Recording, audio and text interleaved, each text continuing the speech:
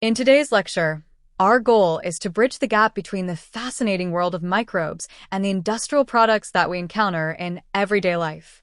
By the end of this session, you should be able to clearly explain how microorganisms are harnessed in large-scale fermentation processes to produce important compounds such as citric acid, antibiotics, and vitamins. Let's break that down a bit. First, we want to appreciate that industrial microbiology is not simply about growing bacteria or fungi in a laboratory. It is about scaling up, taking tiny life forms and creating billion-liter fermenters where these organisms work like little factories. Think of them as highly efficient microscopic workers that never sleep, converting raw materials into valuable compounds. Specifically, we'll begin by exploring citric acid production. You might recognize citric acid as the sour-tasting component in lemons and oranges, but industrially, we don't rely on citrus fruits. Instead, we use molds like Aspergillus niger. The reason? A fungus can produce citric acid in quantities far greater than what we could ever extract from fruits. We'll trace the journey from raw material through fermentation and into final purification. Next, we'll shift to antibiotics, which many of you already know as life-saving drugs. The discovery of penicillin by Alexander Fleming in 1928 revolutionized medicine, but what's often overlooked is how difficult it was to produce penicillin on a large scale during World War II. We'll study the organisms involved, the conditions they require, and the downstream processes used to recover pure antibiotics from fermentation broth. Beyond penicillin, we'll also survey a range of other antibiotics that form the backbone of modern medicine. Finally, we'll examine vitamins. These are organic compounds required in trace amounts, but they play critical roles in metabolism and health. Some vitamins, such as vitamin B12, riboflavin, and vitamin C, are produced industrially using microorganisms. It is fascinating to realize that something as small as a bacterium or a filamentous fungus can generate compounds essential for human survival. Let's start with the basics. Why microorganisms? Microbes are uniquely suited for industrial applications for several reasons. They grow rapidly, often doubling their population in a matter of hours. They can utilize inexpensive raw materials, such as molasses or agricultural byproducts, as substrates. They are highly versatile metabolically, meaning they can carry out diverse biochemical transformations that no chemist in a laboratory could easily replicate. And with modern genetic engineering, we can tailor microbes to produce higher yields, tolerate harsher conditions, or even synthesize novel compounds. Industrial microbiology covers a wide range of industries. In the food industry, microbes are central to the production of bread, cheese, beer, and yogurt. In the pharmaceutical sector, they produce antibiotics, vaccines, and vitamins. In agriculture, they help create biofertilizers and biopesticides.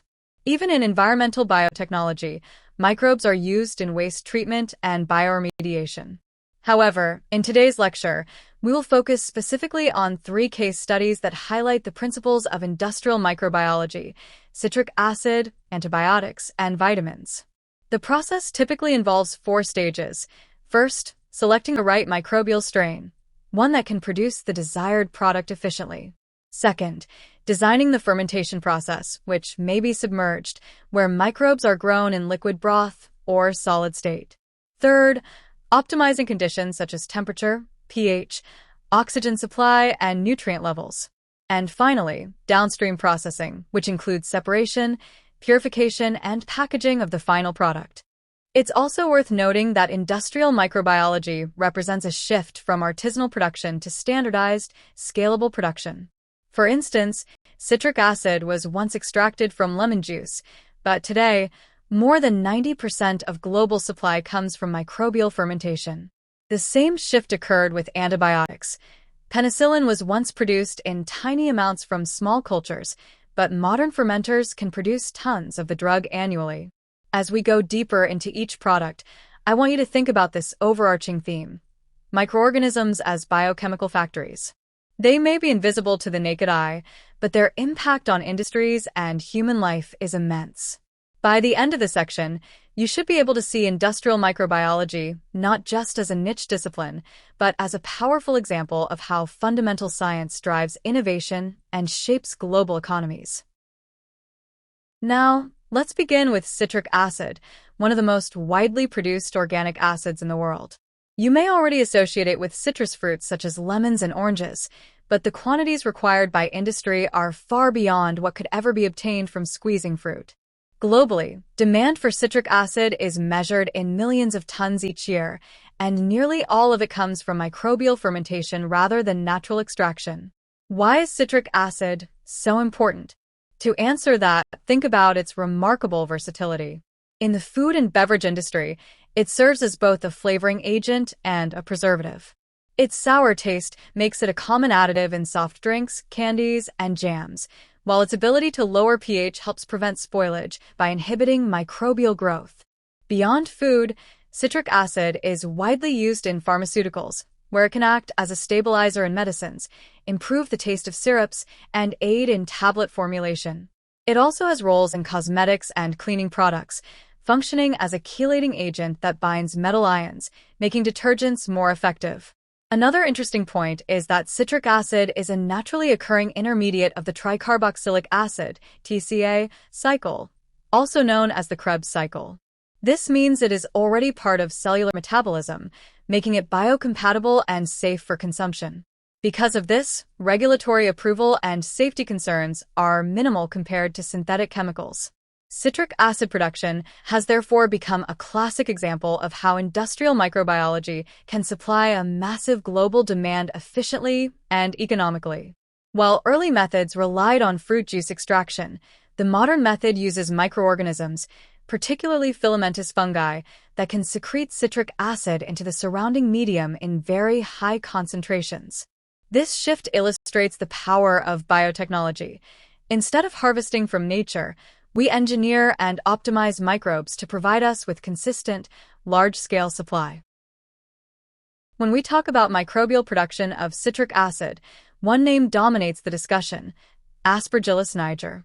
This filamentous fungus is the workhorse of the industry, responsible for the vast majority of citric acid produced worldwide. But why is A. niger preferred over other organisms? The answer lies in a combination of biological traits and practical advantages. First, A. niger has a natural metabolic pathway that favors citric acid accumulation under certain growth conditions. When exposed to high sugar concentrations and limited nutrients, such as nitrogen or phosphorus, the fungus diverts its metabolism toward producing and excreting citric acid instead of building more cellular biomass. This makes it highly efficient for fermentation-based production. Second, A. niger is robust and relatively easy to cultivate in industrial settings. It grows well in large fermenters, tolerates acidic conditions, pH 2 to 3, and can utilize inexpensive raw materials such as molasses or starch-based substrates. Its resilience in low pH environments is particularly valuable as it reduces contamination risk from unwanted bacteria or other fungi. Although A. niger dominates, it's not the only organism used historically. Some yeast species, such as Candida lipolytica or Euroea lipolytica, have also been employed for citric acid production, especially when oils or hydrocarbons are the main carbon sources. However, these systems tend to be less cost-effective compared to A. niger, which is why the fungus continues to be the gold standard. An additional point worth noting is the role of strain improvement. Over decades, scientists have selected and genetically modified A. niger strains to yield ever higher levels of citric acid, sometimes producing more than 100 grams per liter of fermentation broth. This reflects how applied microbiology evolves, from identifying a promising natural organism to optimizing it through classical mutagenesis, and now through modern genetic engineering. Now, let's talk about how it is actually produced on an industrial scale. The key method employed worldwide is called submerged fermentation, where Aspergillus niger is grown in a liquid medium rich in sugars. Unlike solid-state fermentation, where microbes grow on moist solids, submerged fermentation allows for much easier control of temperature, aeration, and nutrient availability, all crucial for high yields. The process begins with a carefully prepared raw material. Typically, industries use molasses from sugarcane or sugar beet as the carbon source because it is inexpensive and readily available. In some cases, Refined glucose syrups or starch hydrolysates are also used, depending on the local economy and supply. The high sugar concentration, often exceeding 15 to 20%, is critical as it drives the fungus toward producing citric acid instead of biomass. During fermentation, the conditions must be tightly regulated. The pH is kept low, usually between 2 and 3, which not only favors citric acid production but also minimizes contamination by unwanted organisms. Oxygen supply is another critical factor. Citric acid synthesis is an aerobic process, meaning it requires constant and efficient aeration. Industrial fermenters are equipped with spargers and agitators to maintain oxygen levels throughout the liquid medium. Nutrient limitation plays a subtle but important role. If nitrogen or phosphorus is supplied in abundance, Aspergillus niger will focus on growth and reproduction rather than secreting citric acid. By restricting these nutrients, the metabolism of the fungus shifts toward accumulating citric acid in the broth. After several days, typically 5 to 10, the fermentation broth can contain very high concentrations of citric acid, sometimes more than 80 to 100 grams per liter. At this point, the production phase is complete, and attention turns to downstream processing, which we'll detail in the next slide. To better appreciate the industrial workflow, let's break down the citric acid production process into distinct steps, each of which plays a critical role in ensuring efficiency and product quality. The first step is inoculum preparation. This refers to growing a pure culture of Aspergillus niger under laboratory conditions until enough fungal biomass is available to seed the large fermenters. Just as you wouldn't bake bread without first preparing yeast starter, industries never begin a fermentation without ensuring that the microbial culture is healthy and vigorous. The second step is the fermentation itself. As we discussed, submerged fermentation is the standard method, and it runs for 5 to 10 days. During this period, aeration, agitation, sugar concentration, and pH are all carefully monitored. Even small deviations, for example, a drop in dissolved oxygen or a rise in unwanted metal ions, can drastically reduce citric acid yield. Once fermentation is complete, the third step is filtration and recovery. The fungal biomass, consisting of dense mycelial mats, must be separated from the liquid broth containing citric acid. Industrial filters or centrifuges are used here to clarify the liquid. Next comes the precipitation step. The clarified solution is treated with calcium hydroxide, lime, which reacts with citric acid to form calcium citrate, an insoluble compound. This step is important because it allows easy separation of the product from the liquid phase. Finally, the calcium citrate is treated with sulfuric acid. This chemical reaction converts the salt back into pure citric acid while producing calcium sulfate, gypsum, as a byproduct. The citric acid can then be crystallized, dried, and packaged according to its intended application: food grade, pharmaceutical grade, or industrial. To this point, it's often easier to visualize the process, which is why diagrams are so useful. Imagine a flowchart beginning with the raw materials, passing through fermentation, and ending with purified citric acid crystals. On the left side of the chart, we start with substrates like molasses, glucose syrup, or starch hydrolysates. These are fed into the fermenter, where the fungal inoculum has already been introduced. Inside the fermenter, you should picture a large cylindrical steel vessel fitted with agitators, spargers, and sensors. The agitators keep the culture evenly mixed, while spargers deliver a constant stream of sterile air. The sensors monitor parameters like pH, temperature, and dissolved oxygen to ensure the fungus remains in the optimal state for citric acid production. From here, the process branches into filtration and clarification. This step removes the biomass, in this case, the tangled mycelial mats of Aspergillus niger. The broth now contains high concentrations of citric acid dissolved in liquid form. The next step in the diagram is precipitation with calcium hydroxide. Chemically, this transforms soluble citric acid into insoluble calcium citrate, which can be easily separated by filtration. You can picture this as cloudy crystals settling out of the solution. Then, in the diagram, we show conversion with sulfuric acid, which regenerates pure citric acid while releasing gypsum as a byproduct. The gypsum is often discarded or used in construction. The purified citric acid then passes through crystallization and drying units before being collected in bags or drums, ready for shipment. By following this flow visually, you can appreciate how multiple disciplines work together. Microbiology to harness the organism, chemistry to precipitate and regenerate the acid, and engineering to maintain process control. Let's move into our second major product category, antibiotics. If citric acid is primarily a food additive, antibiotics represent perhaps the most dramatic example of how microbes have transformed human health. The very word antibiotic comes from anti meaning against and bios meaning life. In this case, life of harmful microbes. These are chemical substances produced by certain microorganisms that either kill or inhibit the growth of other microbes. The story begins with a famous discovery. In 1928, Alexander Fleming noticed that colonies of the fungus Penicillium notatum inhibited the growth of Staphylococcus bacteria on a culture plate. This accidental observation marked the dawn of the antibiotic era. Yet, it was not until the 1940s, with the combined efforts of scientists like Howard Florey and Ernst Chain, that penicillin was mass-produced and used to treat wounded soldiers during World War II. Why are antibiotics such a landmark in biotechnology? Simply put, they revolutionized medicine. Before antibiotics, bacterial infections such as pneumonia, tuberculosis, or even minor wound infections could easily be fatal.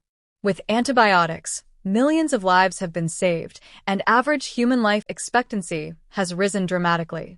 From an industrial perspective, antibiotics are fascinating because they are secondary metabolites, compounds that microbes produce not for growth or reproduction, but as a kind of chemical defense.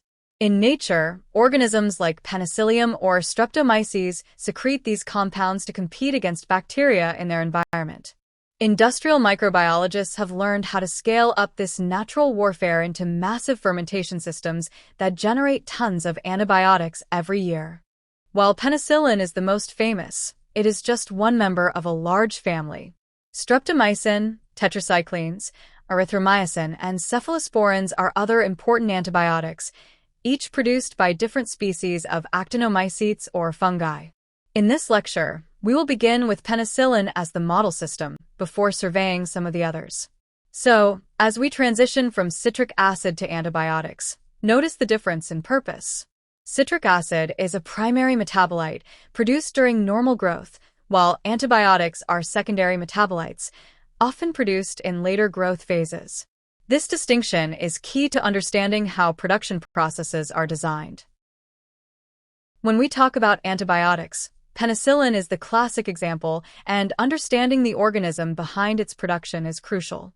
The earliest penicillin-producing mold was identified as Penicillium notatum, the species that Alexander Fleming observed in his historic Petri dish. However, while P. notatum produces penicillin naturally, its yields are relatively low, and this made it unsuitable for industrial-scale manufacture. As demand for penicillin skyrocketed during World War II, scientists searched for better strains. They eventually found Penicillium chrysogenum, a related species, with far greater productivity. Interestingly, one of the most promising strains was discovered on a moldy cantaloupe in a market in Peoria, Illinois, a reminder of how chance and careful observation often shape science. P. chrysogenum quickly became the workhorse of the industry, and through decades of selective breeding, mutagenesis, and later genetic engineering, it was improved to produce thousands of times more penicillin than the wild-type strains. Today's industrial strains are highly specialized, engineered to secrete penicillin efficiently into the fermentation broth for easy recovery. It's also worth highlighting the biological logic behind penicillin production. Penicillin is a secondary metabolite produced during the stationary phase of fungal growth. In other words, once the mold has consumed most nutrients and its growth slows down, it begins to secrete antibiotics as a defense mechanism against competing bacteria. Industrial production systems are designed to mimic this condition, providing carbon and nitrogen sources in just the right balance to encourage penicillin secretion rather than continuous fungal growth. While penicillin remains iconic, this principle extends to many other antibiotics. Streptomyces species, for instance, are prolific producers of secondary metabolites, yielding streptomycin, tetracyclines, and erythromycin. Now, let's walk through the industrial process of penicillin production. The first step is inoculum preparation. Pure cultures of Penicillium chrysogenum are grown under carefully controlled laboratory conditions to ensure they are healthy and uncontaminated. These are then scaled up gradually, from small flasks to seed fermenters, until enough biomass is available to inoculate the massive production fermenters. The second step is submerged fermentation, the standard method used today. Here, the fungus grows in a liquid nutrient medium under aerobic conditions. Key parameters include a temperature of about 25 to 27 degrees Celsius and a slightly acidic to neutral pH around 6.5. The carbon source is often lactose or glucose, while nitrogen is supplied through ingredients like corn steep liquor, a byproduct of corn wet milling.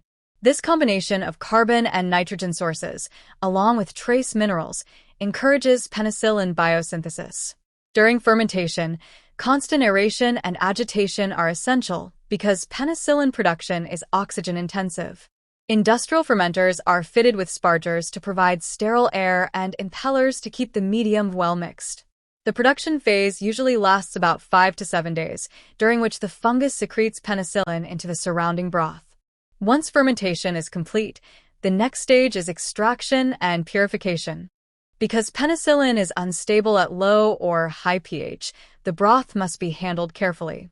Typically, penicillin is extracted using solvents such as amyl acetate or butyl acetate, which selectively dissolve the antibiotic. The penicillin is then re-extracted into an aqueous phase, crystallized, and converted into stable salts like sodium or potassium penicillin for storage and pharmaceutical use.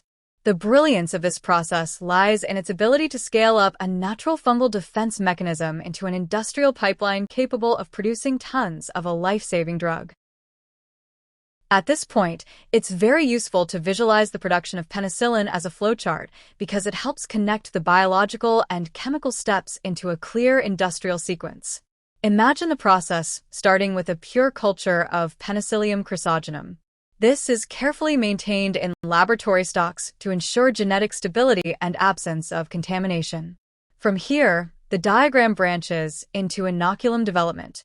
Small flasks of the fungus are gradually scaled up into larger vessels, creating enough fungal biomass to seed the industrial fermenters. This scaling up process is important because one cannot simply place a tiny spore suspension into a massive 100,000-liter fermenter. The organism would be overwhelmed and grow inconsistently. Stepwise scaling ensures that the fungus enters the main fermenter in a healthy and metabolically active state. The next major block in the diagram is submerged fermentation. Here, the production fermenter is depicted as a large steel tank fitted with impellers, spargers, and sensors. Within this environment, the fungus consumes carbon and nitrogen sources while continuously receiving oxygen. As nutrients become limited and growth slows, secondary metabolism kicks in, and penicillin is secreted into the surrounding liquid medium. The diagram then points to filtration or centrifugation, which removes the fungal biomass. This leaves behind the fermentation broth rich in dissolved penicillin. The next step shown is solvent extraction, where penicillin is separated from the broth using an organic solvent. Following this, the diagram illustrates back extraction and crystallization, steps that isolate penicillin in a purified and stable form. Finally, the flowchart ends with formulation into sodium or potassium salts, which are the forms used clinically. While penicillin is historically the first and perhaps the most famous antibiotic, it is only one member of a much larger family of microbial products. Let's broaden our view and look at a few other important antibiotics that highlight the diversity of microorganisms involved in drug production. First, streptomycin, discovered in 1943, was the first antibiotic effective against tuberculosis. It is produced by Streptomyces griseus, a filamentous bacterium belonging to the actinomycetes. Unlike penicillin, which is a fungal product, streptomycin comes from bacteria. Its discovery was critical in expanding the range of treatable infections, especially those caused by gram-negative bacteria. Next, consider the tetracyclines, a family of broad-spectrum antibiotics produced by species such as Streptomyces aureofaciens. These compounds are effective against a wide variety of bacterial pathogens and are still widely used in both medicine and veterinary practice. Another example is erythromycin, produced by Saccharopolyspora erythrea, formerly Streptomyces erythraeus. Erythromycin and its derivatives are important alternatives for patients allergic to penicillin and have played a major role in treating respiratory infections. Finally, the cephalosporins, discovered from Acremonium chrysogenum, represent another class of beta-lactam antibiotics like penicillin, but with a broader spectrum of activity and greater resistance to bacterial enzymes. Today, cephalosporins are among the most prescribed antibiotics globally. What unites these examples is that they are all secondary metabolites, produced by microbes as chemical weapons in their natural ecosystems. In industrial biotechnology, humans have learned to cultivate these organisms under controlled conditions and extract their antibiotics on a massive scale. Unlike antibiotics, which are medicines used to combat infections, or citric acid, which is mainly a food additive, vitamins are organic compounds that our bodies require in very small amounts to carry out essential metabolic functions. Without them, normal physiology simply cannot occur. Why produce vitamins industrially? One reason is that dietary intake is not always sufficient, especially in regions where nutritional diversity is limited. Vitamins are therefore manufactured on a large scale for supplements, food fortification, and pharmaceutical formulations. For example, cereals may be fortified with riboflavin, vitamin B2, while multivitamin tablets often contain combinations of B12, vitamin C, and others. Vitamins are chemically diverse, and not all are produced using microbes. Some, like vitamin D, are synthesized chemically. However, several key vitamins are made efficiently through microbial fermentation. These include vitamin B12, B2, and C. Each of these is a success story of industrial microbiology, where microbial metabolism has been harnessed to produce complex molecules that would otherwise be expensive or inefficient to synthesize chemically. For instance, vitamin B12 is produced by bacteria such as Pseudomonas and Propionibacterium. Riboflavin is produced by fungi like Ashbia gossypii and bacteria such as Bacillus subtilis. Vitamin C production involves a two-step fermentation using Gluconobacter species. What's striking is how different organisms, each with unique metabolic pathways, are recruited for the production of specific vitamins. The global demand for vitamins continues to grow, not only because of human health needs, but also due to applications in animal feed, cosmetics, and even biotechnology research. When you look at a packet of fortified breakfast cereal or a bottle of supplements, it's worth remembering that microbes, tiny, invisible organisms, may have been responsible for producing those nutrients. Let's begin with vitamin B12, also known as cobalamin. This vitamin is essential for red blood cell formation, neurological function, and DNA synthesis. A deficiency in B12 can lead to megaloblastic anemia, fatigue, and neurological complications. Unlike many other vitamins, humans cannot synthesize B12 at all. We must obtain it from our diet, typically through animal-based foods. But to meet the demands of both human nutrition and medical treatment, industrial production is necessary. Vitamin B12 is produced exclusively by microorganisms. No plants or animals can make it. In industry, several bacteria are used for this purpose. Common producers include Propionibacterium friedenreichii, Pseudomonas denitrificans, and Streptomyces griseus. Each of these bacteria has the complex enzymatic machinery required to assemble the cobalt-containing corrin ring structure that defines B12. The production process begins with inoculum preparation, where pure cultures of these bacteria are grown under sterile conditions. The main fermentation is typically aerobic, lasting several days, and requires carefully controlled conditions. The medium usually contains a carbon source such as glucose or molasses, along with nitrogen sources like corn steep liquor or soybean meal. Importantly, cobalt salts are added to the medium because cobalt is an essential component of the vitamin molecule itself. Without cobalt, the bacteria cannot assemble the B12 structure. After fermentation, the broth is harvested and vitamin B12 is extracted from the bacterial cells. Unlike citric acid or penicillin, which are secreted into the broth, vitamin B12 is often intracellular, meaning it accumulates inside the bacterial cells. This requires cell disruption and careful purification steps, often involving chromatography, to isolate pure vitamin B12. The final product is usually crystallized as cyanocobalamin, a stable form of vitamin B12 commonly used in supplements and pharmaceutical preparations.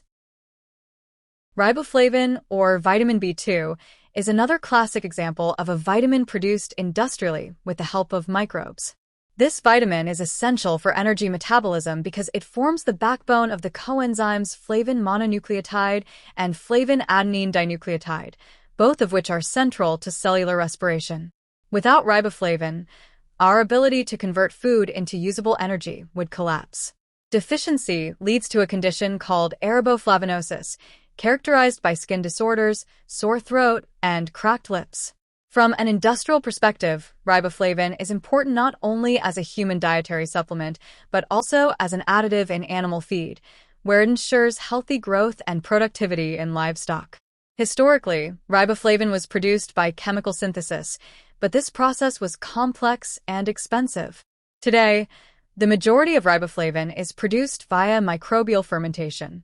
Two organisms are particularly significant: the fungus Ashbia gossypii, which naturally accumulates large amounts of riboflavin as a secondary metabolite, and the bacterium Bacillus subtilis, which has been genetically engineered to overproduce riboflavin. The production process begins with inoculum development and then proceeds to submerged fermentation.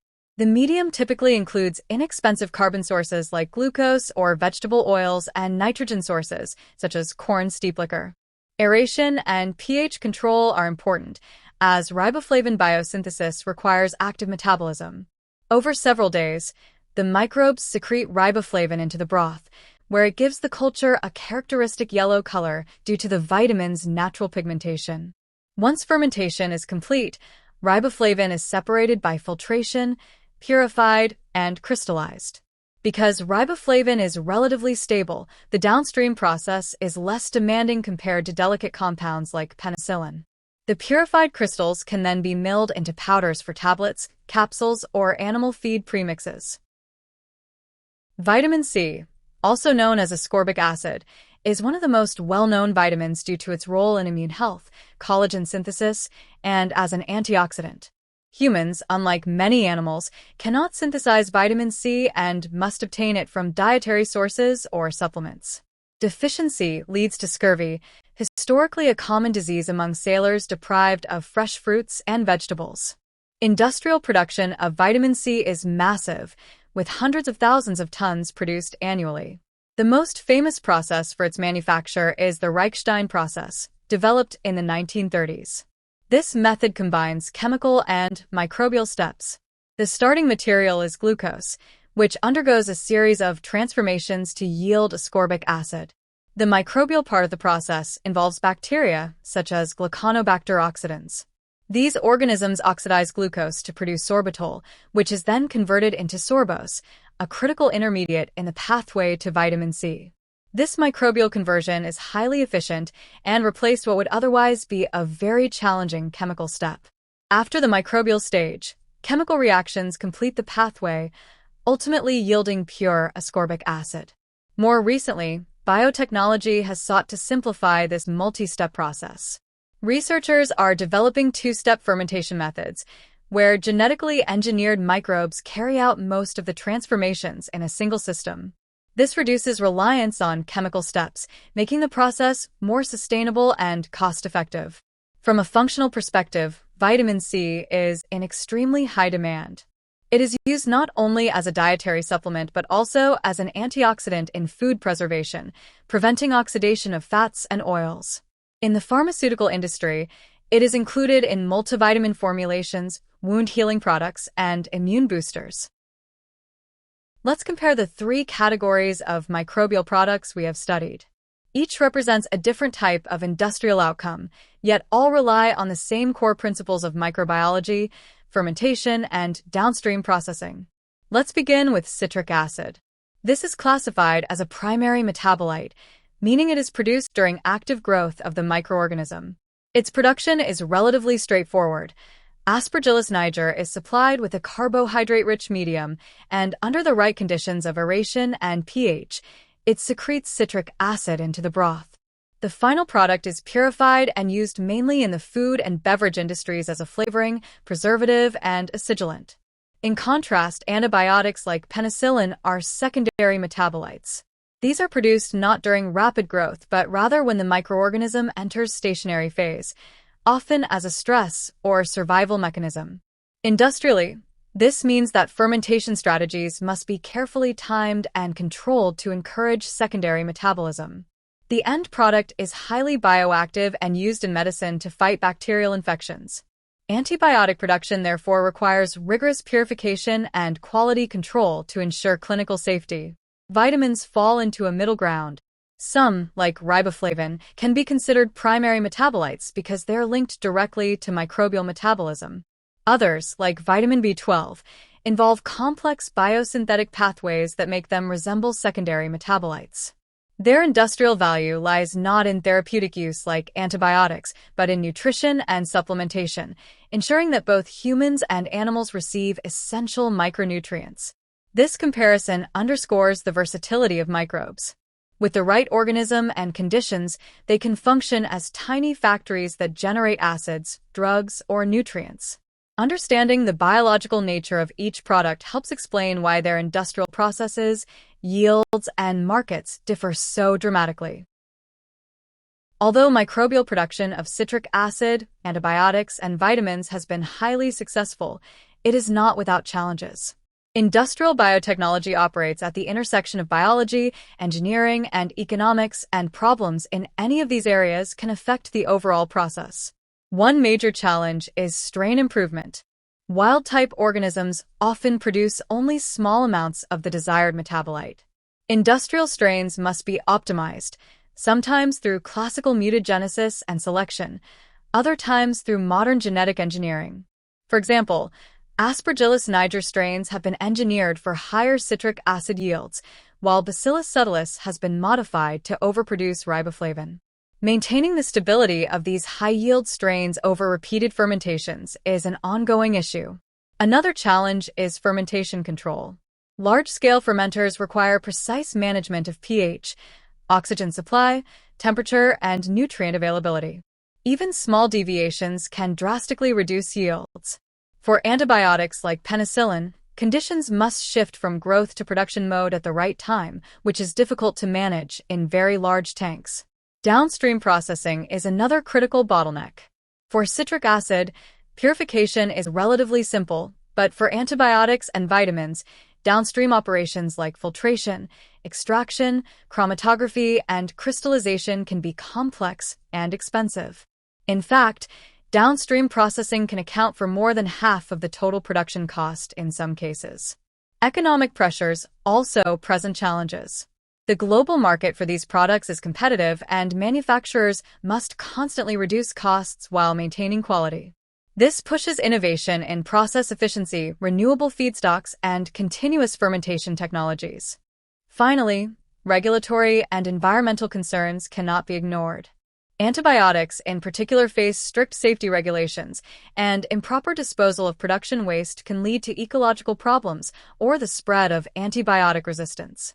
Sustainability is becoming an increasingly important factor, motivating industries to reduce waste, recycle resources, and minimize carbon footprints.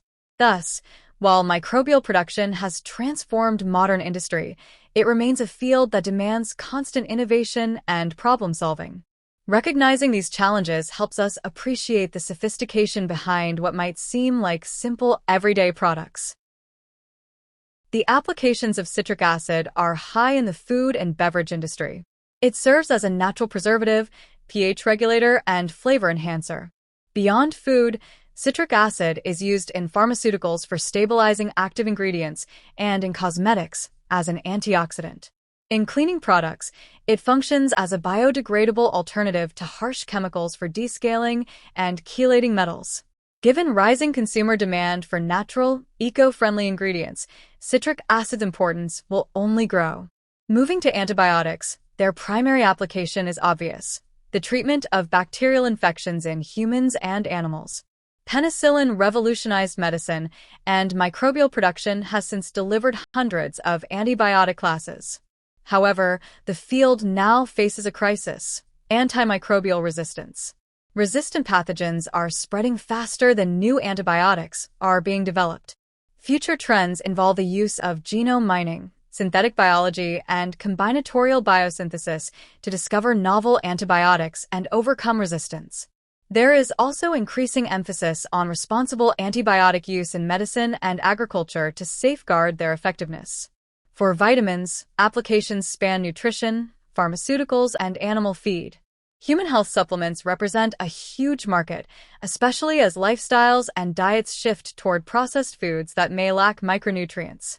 Fortification of staple foods, such as flour with vitamin B12 or cereals with riboflavin, is a global strategy to combat deficiencies. In livestock farming, vitamins ensure animal health and improve productivity. Future trends point toward biofortification, where crops are engineered to produce higher vitamin levels naturally, reducing reliance on supplements. To conclude our lecture, let's summarize the key points and reflect on the big picture. We began by examining citric acid, a primary metabolite produced by Aspergillus niger. Its production highlights how a simple organic acid can have massive industrial importance, particularly in the food, beverage, and pharmaceutical industries. The process is relatively straightforward, demonstrating the power of microbial fermentation for bulk commodity production. Next, we turn to antibiotics, with penicillin as the classic case. This introduced us to secondary metabolism, where microbes produce complex bioactive molecules that have saved countless lives. Antibiotic production is technically demanding, requiring precise fermentation control and rigorous purification.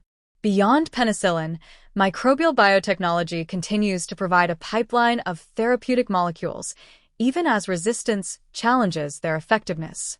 We then explored vitamins, including vitamin B12, riboflavin, B2, and vitamin C. Each of these showcases a different strategy of microbial production, from bacterial fermentation of B12 to fungal production of riboflavin and hybrid microbial chemical pathways for vitamin C. The applications of vitamins extend far beyond supplements, impacting global nutrition and animal health. When comparing these products, we saw differences in scale, value, and purpose. The overarching message is this: microbes are not just tiny organisms studied under a microscope, they are industrial workhorses that sustain modern society. From the juice you drink, to the medicine you take, to the supplements you rely on, microbes are quietly working behind the scenes.